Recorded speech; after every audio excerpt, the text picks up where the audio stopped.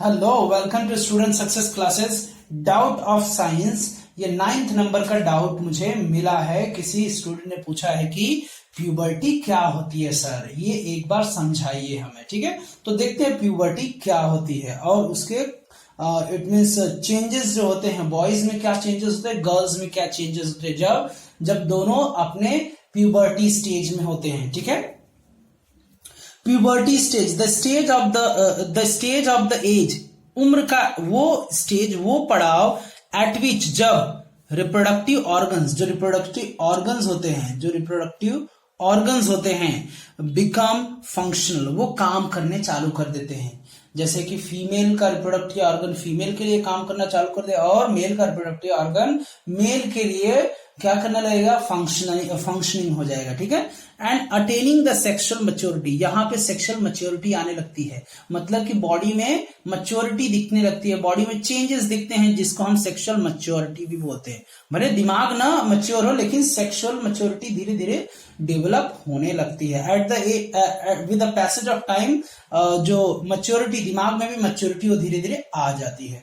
तो the stage of age at which, जिस age पे रिप्रोडक्टिव ऑर्गन्स, जो रिप्रोडक्टिव ऑर्गन्स रिप्रोडक्शन के लिए जिम्मेदार ऑर्गन्स है, वो फंक्शनल हो जाते हैं, मतलब काम करने शुरू कर देते हैं। And attaining the sexual maturity is known as puberty. ये सारे बॉयज एंड गर्ल्स में होता है, हालांकि गर्ल्स में जल्दी प्यूबर्टी स्टार्ट होता है एंड बॉयज में थोड़ा सा देर होता है। तो गर्ल्स में अर्ली टाइम में होता है और बॉयज में 2 साल का गैप के बाद उनके बॉडी के अंदर ट्रांसफॉर्मेशन या बदलाव देखने को मिलता है। वो कौन सी स्टेज होती है जब बदलाव देखने को मिलता है बॉडी के अंदर, उस स्टेज को ही प्यूबर्टी स्टेज बोलते हैं। ठीक है, तो देखते हैं कि दोनों में क्या चेंजेस होते हैं, बॉयज एंड गर्ल्स में प्यूबर्टी में क्या चेंजेस होते हैं। प्यूबर्टी में कॉमन चेंजेस देखें, जनरल जो दोनों में देखने को मिलते हैं। ठीक है ना, जैसे छोटे लड़के हैं तो 10-12 साल की उम्र में उनके बॉडी में बदलाव देखने को मिलने लगेगा। ठीक है, फिर उसके बाद गर्ल्स है तो 10 साल 9 साल की उम्र के बाद उनके बॉडी के अंदर भी ट्रांसफॉर्मेशन देखने को धीरे धीरे मिलने लगता है। ठीक है, लेट अस स्टार्ट कि दोनों में क्या कॉमनली चेंज होते हैं। ठीक है, तो following changes are common in boys and girls. पहला है थिक हेयर्स, उनके बॉडी के अमुक जगह पे क्या होते हैं, थिक हेयर्स ग्रो होने लगेंगे, है ना, जैसे कि आर्मपिट हुआ या फिर जेनाइटल एरिया में हुआ, है ना, बिटवीन द थाइस। ठीक है, थिनर एयर का मतलब कि बाल यहाँ पे ग्रो होने लगते हैं, जैसे पैरों पे, है ना, हाथ पे होते हैं कभी कभी। Thinner hairs can appear on legs, arms and face. Normally ये बॉयज के केस में होता है। ठीक है ना, गर्ल्स में भी कभी कभी दिखता है, लेग पे हेयर ग्रोथ दिखते हैं। Both genders have increase in height, दोनों जेंडर्स में क्या होते हैं, हाइट और वेट दोनों बढ़ने लगते हैं, मतलब कि उनकी बॉडी डोले शोले यानी मस्कुलर होने लगती है, गर्ल्स एंड बॉयज की दोनों की।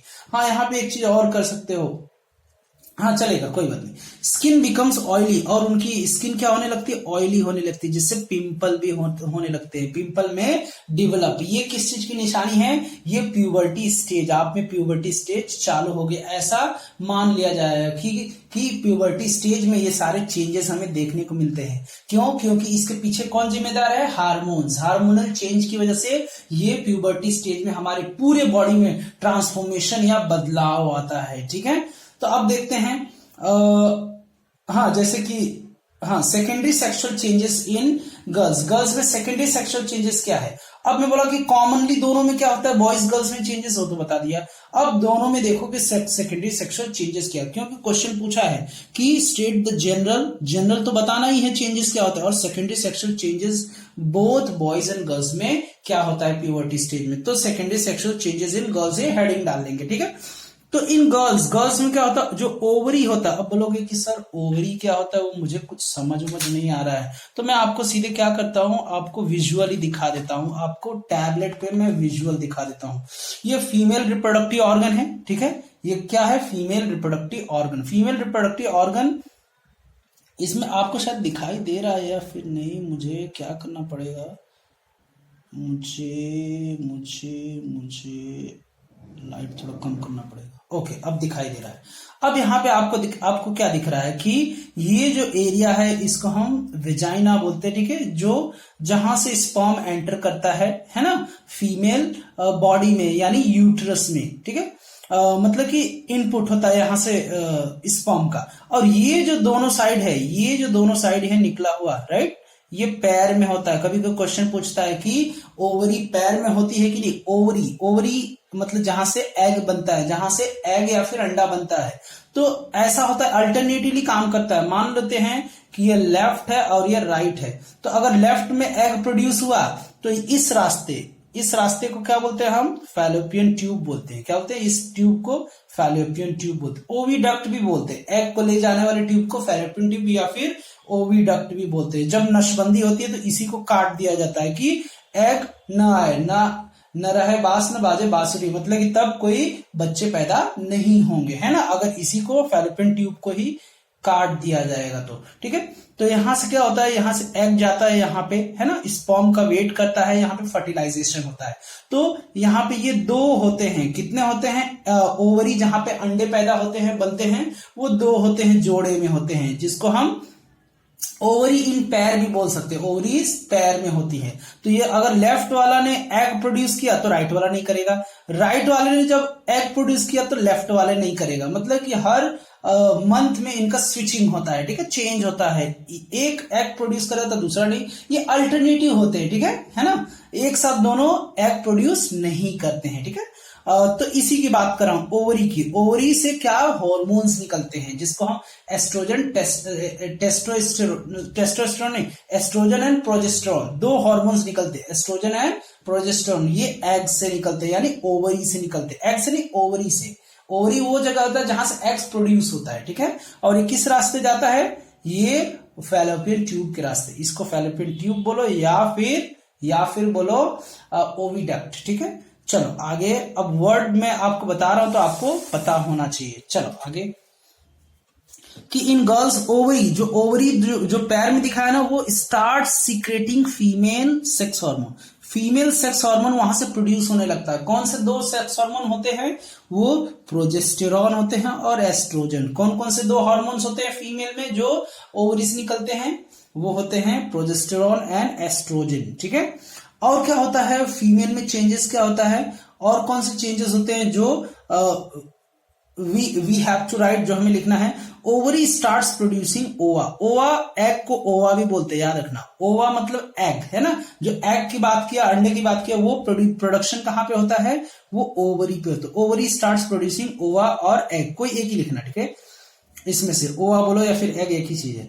डेवलपमेंट ऑफ रिप्रोडक्टिव ऑर्गन्स, जो रिप्रोडक्टिव ऑर्गन्स क्या होते हैं, डेवलप होने लगते हैं ना, जैसे कि बॉडी की स्ट्रेचिंग होती है, बॉडी के साइज हाइट में चेंज होता है, और उनके हिप्स पे जो फैट है वो जमा होने लगते हैं ना। फिर ब्रेस्ट डेवलपमेंट होता है, उनके जो वक्ष एरिया है या फिर स्तन एरिया है वो ग्रो होने लगते हैं। With darkening of the skin क्या होते हैं, हल्की डार्कनिंग होने लगती है, हल्की सांवलेपन में कन्वर्ट होने लगती है। एंड निपल्स, उनके बॉडी में निपल्स ग्रोथ होने लगते हैं, ठीक है। और मेंस्ट्रुअल साइकिल स्टार्ट, और उनके बॉडी में मेंस्ट्रुअल साइकिल स्टार्ट होता है। क्यों, क्योंकि ये एग जो प्रोड्यूस होता है ना, ये एग जो प्रोड्यूस होता है यहां से यहां तक आने के लिए ये पूरा सिस्टम नेचर ने ऐसा बनाया है कि वो उस टाइम पीरियड को ही मेंस्ट्रुअल साइकिल भी बोलते हैं। मेंस्ट्रुअल साइकिल, मेंस्ट्रुअल साइकिल के टाइम ही क्या होता है, ओवरी एग को प्रोड्यूस करता है। ये नेचर का बनाया हुआ क्या है, एक करिश्मा है, बोल सकते हैं। मेंस्ट्रुअल साइकिल स्टार्ट्स, तो फीमेल में मेंस्ट्रुअल साइकिल स्टार्ट होती है। अब देखते हैं बॉयज में क्या चेंजेस आते हैं, let us check it out, है ना। Secondary sexual changes in boys में, इन बॉयज टेस्ट, अब बोलोगे सर टेस्टिस क्या है। अब टेस्टिस को जानने के लिए हमें टेस्टिस का डायग्राम हमें देखना पड़ेगा, ठीक है। टेस्टिस का हमें क्या देखना पड़ेगा, डायग्राम, की टेस्टिस का डायग्राम क्या होता है। सबसे पहले मेल रिप्रोडक्टिव ऑर्गन में भी देख लेते हैं, मेल रिप्रोडक्टिव ऑर्गन में हम लोग देख लेते हैं थोड़ा से, है ना। मेल रिप्रोडक्टिव ऑर्गन में हम लोग थोड़ा सा देख लेते हैं, ठीक है, मेल रिप्रोडक्टिव ऑर्गन में। और ये रहा तुम्हारा यूरेटर, ये दोनों यूरेटर, ये पेशाब की थैली है, ये यूरिनरी ब्लैडर बोलते हैं इसको, है ना। और ये जो स्पर्म को ले जाने वाला जो डक्ट है, ये कहां से निकला हुआ है, ये टेस्टिस से निकला हुआ है।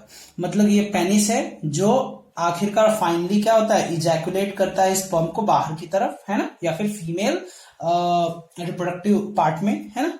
तो यहां पे देखते हैं ये जो पाउच दिख रहा है मस्कुलर पाउच, इसको बोलते हैं स्क्रोटम। स्क्रोटम के अंदर कौन होता है, टेस्टिस होता है। ये टेस्टिस भी पैर में होते हैं। ये जो ट्यूब देख रहे हैं, ट्यूब जैसे स्ट्रक्चर, इसको बोलते हैं वास डिफरेंस। स्पर्म डक्ट बोलो, इसको स्पर्म डक्ट बोल सकते हो, या फिर वास डिफरेंस भी बोलते हैं। कहीं कहीं क्या है, वास डिफरेंस, तुम्हारे टेक्स्ट बुक में वास डिफरेंस दिया है, इसको वास डिफरेंस बोल सकते हैं। ये जो ट्यूब दिख रहा है ना, दोनों साइड, ये पैर में होता है। और यही जो ट्यूब लाइक स्ट्रक्चर जैसे वास डिफरेंस है ना, जब नसबंदी होती है फीमेल में तो इसी को हम काट देते हैं सर्जिकली, और डॉक्टर क्या कट करके इसको गांठ बांध देता है या फिर उसको ऑपरेट कर देता है। तो यहां से क्या है, स्पर्म जाएगा नहीं तो बच्चे पैदा होंगे नहीं। तो ये एक तरीके का सर्जिकल प्रोसेस है जिसको हम क्या बोलते हैं, वेसेक्टॉमी बोलते हैं। ठीक है, चलो अभी जो टेस्टिस है पैर में, ये टेस्टिस से निकलने वाला जो हार्मोन्स है उसको हम टेस्टोस्टेरोन बोलते हैं। टेस्टोस्टेरोन बोलते हैं। टेस्टोस्टेरोन से ही बॉडी में पूरी चेंजेस दिखती हैं। ठीक है, बॉडी में जो भी चेंजेस दिखती है वो किसकी वजह से दिखती है, ये टेस्टोस्टेरोन जो कहां से निकलता है, टेस्टिस से निकलता है। ठीक है, जो टेस्टिस से एक चीज और बनता है, क्या बनता है, स्पर्म बनता है। स्पर्म यहीं पे बनता है। स्पर्म क्वेश्चन पूछता है कि स्पर्म कहां बनता है, टेस्टिस में। तो और टेस्टोस्टेरोन कहां प्रोड्यूस होता है, टेस्टिस में। तो ये जो ले जाने वाला जो रास्ता है इसको हम वास डिफरेंस बोलते हैं। ये कहां पे फिर थ्रो करता है, ये सीधे जो यूरेथ्रा इसको बोलते हैं। ये जो पतली से नली है इसको यूरेथ्रा, ये पूरे स्ट्रक्चर को हम पेनिस बोलते हैं। ठीक है, okay, let us move on. चलो आगे बढ़ते हैं। अब मैं जब ऑर्गन बोलूंगा तो आपको दिमाग में याद होना चाहिए। टेस्टिस जो है, जो एग के शेप का, अंडे के शेप का था, बड़ा बड़ा, राइट, जिसको हम क्या बोलते हैं, टेस्टिस। टेस्टिस क्या करता है, मेल सेक्स हार्मोन्स वो प्रोड्यूस करना चालू कर देता है। मतलब टेस्टोस्टेरोन बनने लगता है बॉडी में, ये हार्मोन्स रिलीज होने लगता है ब्लड में। ठीक है, तो चेंजेस दिखने लगते हैं। टेस्टिस स्टार्ट प्रोड्यूसिंग स्पर्म, और टेस्टिस हार्मोन तो प्रोड्यूस करता है ये टेस्टोस्टेरोन, और साथ में स्पर्म भी प्रोड्यूस करता है। ठीक है, स्पर्म जो मेल क्या होता है, गैमेट भी होता है।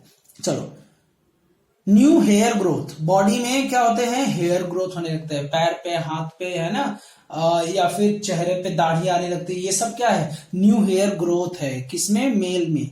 बॉडी बिकम्स मोर मस्कुलर, और बॉडी सीधे डोले शोले बनने लगते हैं, यानी मसल्स ज्यादा से ज्यादा ग्रो होने लगती है और मस्कुलर दिखने लगता है। जो एक लड़का होता है धीरे धीरे उसकी बॉडी में मसल्स डेवलप होने लगते हैं। The voice begins to crack और होर्स मतलब कि भद्दी आवाज, है ना, भद्दी आवाज उसकी बनने लगती है। जैसे लड़के होते हैं तो कम उम्र में कितना स्वीटली बोलते, लेकिन जैसे बड़ा होते जाते हैं उनके अंदर क्रैकिंग ऑफ साउंड या फिर होर्सनेस, भद्दी आवाज बनने लगती है।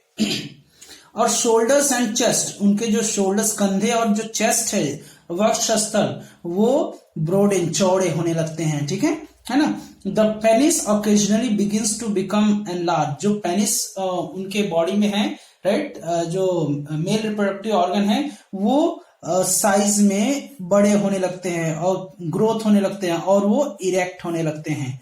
तो आपको वीडियो कैसा लगा, तो ये क्वेश्चन का आंसर आपको समझ में आया तो definitely like the video, and अब तक सब्सक्राइब नहीं किया तो please subscribe the channel so that you can get the latest updates each and every time.